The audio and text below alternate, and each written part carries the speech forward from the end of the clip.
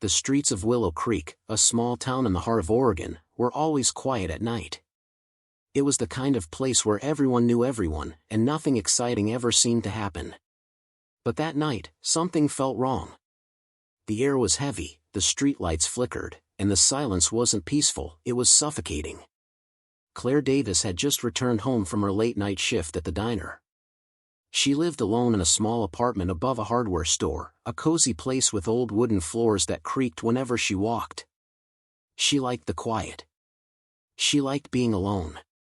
But tonight, the quiet felt different. She locked the door behind her, tossed her keys on the counter, and put on some music.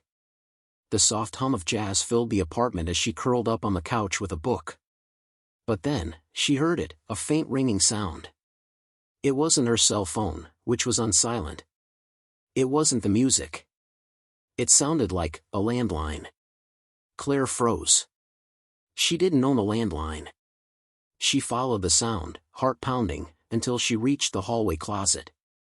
Slowly, she opened the door. On the top shelf sat an old rotary phone, black, dusty, and clearly decades old. The ringing was coming from it. She hesitated, her hand trembling as she picked up the receiver. "Hello," she whispered. There was a pause, followed by a voice so cold and hollow it sent chills down her spine. "Don't open the door." Before she could respond, the line went dead. Claire stood frozen in the hallway, her heart racing. The room suddenly felt colder, as if someone had opened a window. She placed the phone back on the shelf and backed away. Then came the knock. It was soft at first. Knock, knock, knock. Claire stared at the door, her breath quickening. The knocks grew louder, more urgent. Whoever was outside wasn't going away.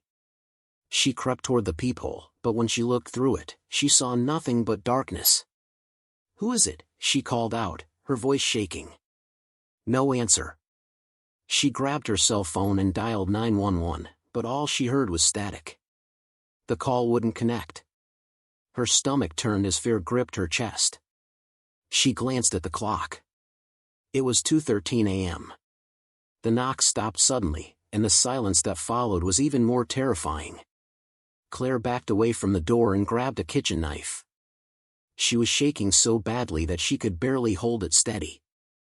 Then, from across the apartment, the rotary phone rang again. She didn't want to answer it, but something deep inside her told her she had to. She picked up the receiver, her breath coming out in shaky gasps. "They're already inside."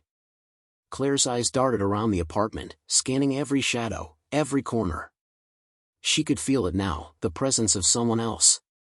The hair on the back of her neck stood up. She turned toward the living room, and that's when she saw it. A figure. It stood in the dark corner of her apartment, motionless, watching her. Its face was obscured by shadow, but she could see the faint glint of its eyes reflecting the dim light from the street lamp outside. Claire dropped the phone and bolted for her bedroom, slamming the door shut and locking it. She grabbed her cell phone again, desperately trying to call for help, but the screen froze. The battery was fully charged, yet the phone wouldn't work. From the other side of the door came slow, deliberate footsteps. Tap, tap, tap. Whoever, or whatever, was in her apartment was now right outside her bedroom. She clutched the knife tighter, tears streaming down her face. Then she heard it again. The voice. "Don't open the door." It wasn't coming from the phone this time. It was coming from the other side of the door. The same cold, hollow tone, whispering her name now. "Claire." She backed up against the wall, her mind racing.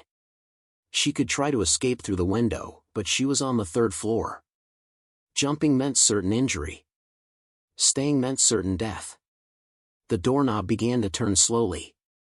In that moment, Claire made a decision. She ran to the window, threw it open, and climbed out onto the narrow ledge.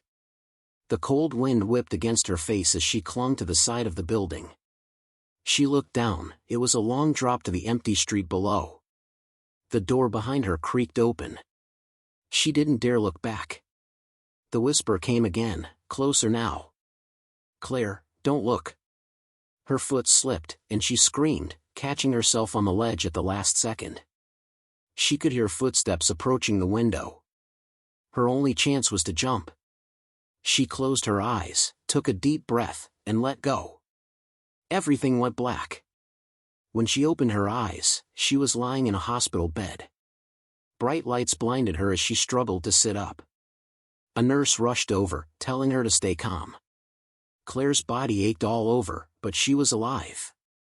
The nurse explained that a neighbor had found her unconscious on the street early that morning and called 911. Claire tried to explain what happened, the phone, the voice, the figure in her apartment, but the police found nothing. Her door was locked from the inside. There were no signs of forced entry. No fingerprints. Nothing.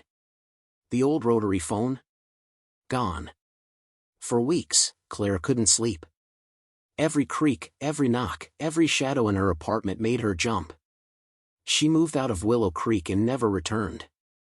But sometimes, late at night, she swears she can still hear that voice whispering in her ear. Don't open the door. Some mysteries aren't meant to be solved. Some warnings aren't meant to be ignored. And sometimes, the safest thing you can do is run.